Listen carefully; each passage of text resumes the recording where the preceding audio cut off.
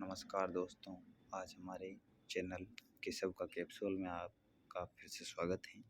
आज हम बात करने वाले हैं अंतर्राष्ट्रीय महिला दिवस 8 मार्च की। ठीक है, इस टॉपिक पर हम इस क्षेत्र में बात करेंगे कि महिलाओं का योगदान किस क्षेत्र में कितना है, कैसा है और क्या सुधार किया जाना चाहिए और किस जगह अब भी उनको सम्मान की आवश्यकता है। ठीक है, चलते हैं, देखते हैं क्या क्या है। तो सबसे पहले हैं विभिन्न क्षेत्रों में महिला सशक्तिकरण हेतु जो है सरकार के क्या क्या प्रयास हैं। तो वो हैं राजनीति के क्षेत्र में सबसे पहले राष्ट्रीय ग्राम स्वराज अभियान। ठीक है, दूसरा कौन सा है? तो दूसरा है पंचायत महिला एवं युवा शक्ति अभियान। ठीक है, शिक्षा के क्षेत्र में क्या है? तो विज्ञान ज्योति योजना, किरण योजना, बेटी बचाओ बेटी पढ़ाओ योजना और गति योजना। ठीक है दोस्तों, ये सामान्य ज्ञान के दृष्टि से भी काफ़ी महत्वपूर्ण है। ये बेटी बचाओ बेटी पढ़ाओ योजना तो मोस्ट इम्पोर्टेंट योजना है जो कभी भी पूछी जा सकती हैं और पूछी जाती हैं सभी एग्जामों में। ठीक है, उद्यमिता के क्षेत्र में कौन कौन सी योजनाएं? तो महिला ई हाट, महिला उद्यमिता मंच जो है और महिला बैंक आदि। ठीक है मित्रों, इसके आगे एक पेज थोड़ा दूसरी जगह पर लगाया तो एक ये पेज है। अन्य योजनाएं भी हैं जैसे राष्ट्रीय कवच योजना, महिलाओं से संबंधित हैं। उज्ज्वला योजना जो गैस निःशुल्क गैस वितरण से संबंधित हैं। स्वाधार गृह, निर्भया कांड के बाद आपको पता है हुए इस निर्भया कांड के बाद निर्भया फंड जैसी कई चीज़ें स्थापित हुई। ठीक है, वीमेन हेल्पलाइन, सखी निवास, प्रधानमंत्री मातृ वंदना योजना और वन स्टॉप सेंटर योजना। ठीक है, कुछ क्षेत्रों में महिलाओं ने लैंगिक रूढ़ियों को तोड़ते हुए मिसाल पेश किए हैं। तो वे कौन कौन से क्षेत्र हैं जहाँ पर ऐसा हुआ है?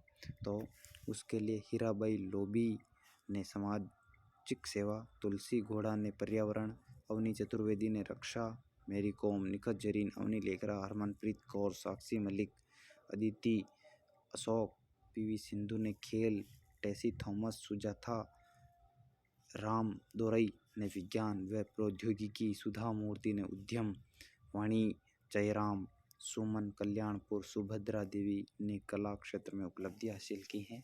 ये वे महिलाएं हैं जिन्होंने हमारे देश, हमारी महिला जो कौम है उसको रिप्रेजेंट किया है। ठीक है दोस्तों, इसके अलावा महिलाओं के विषय में क्या क्या बातें हैं जो वो देखते हैं। ठीक है, 8 मार्च को अंतर्राष्ट्रीय महिला दिवस विश्व दुनिया भर में कई देशों में मनाया जाता है, आपको भी पता है। ठीक है, यह दिवस उत्तरी अमेरिका और यूरोप में 20वीं सदी के अंत में श्रमिक आंदोलन की गतिविधियों से उभरा था। तो ये एक जीके की दृष्टि से भी महत्वपूर्ण है कि सबको पता है 8 मार्च को विश्व महिला दिवस मनाया जाता है, लेकिन क्यों मनाया जाता है ये भी हमें बिल्कुल पता होना चाहिए। ठीक है, इसके आगे क्या है? इसके आगे हैं वर्ष 1977 में संयुक्त राष्ट्र द्वारा अंतर्राष्ट्रीय महिला दिवस को आधिकारिक तौर पर मान्यता दी गई थी। तो ये भी सभी एग्जामों में पूछा जा सकने वाला सवाल है जिसकी काफ़ी प्रोबेबिलिटी है कि 1977 में संयुक्त राष्ट्र संघ द्वारा अंतर्राष्ट्रीय महिला दिवस को आधिकारिक तौर पर मान्यता दी गई। तो ऐसे पूछा जा सकता है कि कौन से वर्ष में या किस संस्था द्वारा इसको जो है मान्यता दी गई ये दिवस। अगला क्या है? तो ये दिवस राष्ट्रीय, जातीय, भाषाई, सांस्कृतिक, आर्थिक, राजनीतिक विभेद के बिना महिलाओं की उपलब्धि को और सम्मान देता है। ठीक है दोस्तों, यानी कि इसमें धर्म, संस्कृति, भाषा इनका कोई लेना देना नहीं है। महिला होती है और उसके सम्मान के लिए सब जगह एक से कानून होने चाहिए। ठीक है, आगे क्या है? तो इस वर्ष के अंतर्राष्ट्रीय महिला दिवस की थीम क्या है? तो digital innovation and technology for gender equality. ठीक है, ये 2023 के अंतर्राष्ट्रीय महिला दिवस की थीम है। ठीक है दोस्तों, आगे महिलाओं से जुड़ी समस्याएं अभी भी कौन कौन सी हैं? कई उदाहरण मिल सकते हैं अपन को जहाँ पर महिलाओं ने अपनी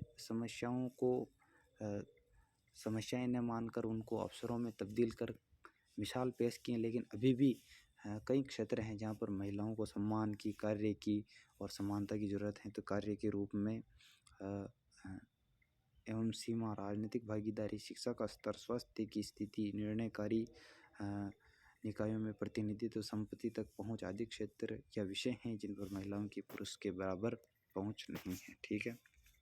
और क्या है, तो और हैं महिलाओं के हक में भारतीय संविधान क्या बोलता है। अपन तो काफ़ी समानता की बात करते हैं, लेकिन हमारे संविधान में क्या है, तो महिलाओं के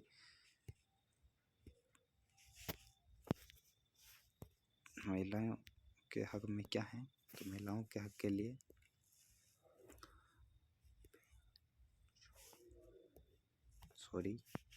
महिलाओं के हक के लिए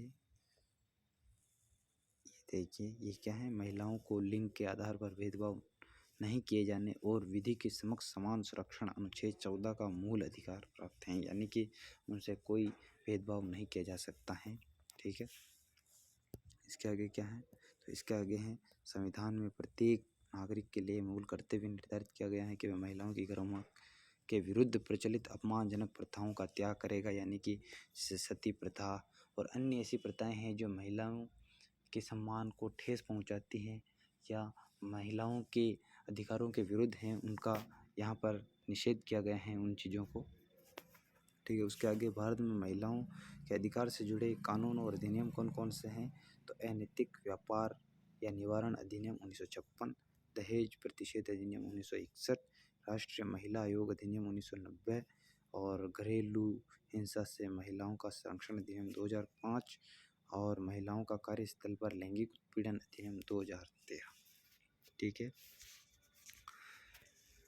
तो आज इसी के साथ हम अपनी इस क्लास को ख़त्म करते हैं। और अगर आप इस क्लास की आवश्यकता आपको है, इस पीडीएफ की आवश्यकता है, तो हमारे टेलीग्राम चैनल पर ये सभी पीडीएफ और इनके अलावा भी जैसे दैनिक समसामयिक और राजस्थान जीके, भारत जीके, अन्य सभी की भी पीडीएफ आपको उपलब्ध हो जाएगी और इसकी लिंक मैं डिस्क्रिप्शन में डाल दूँगा ताकि आपको कोई समस्या ना हो। धन्यवाद। ठीक है।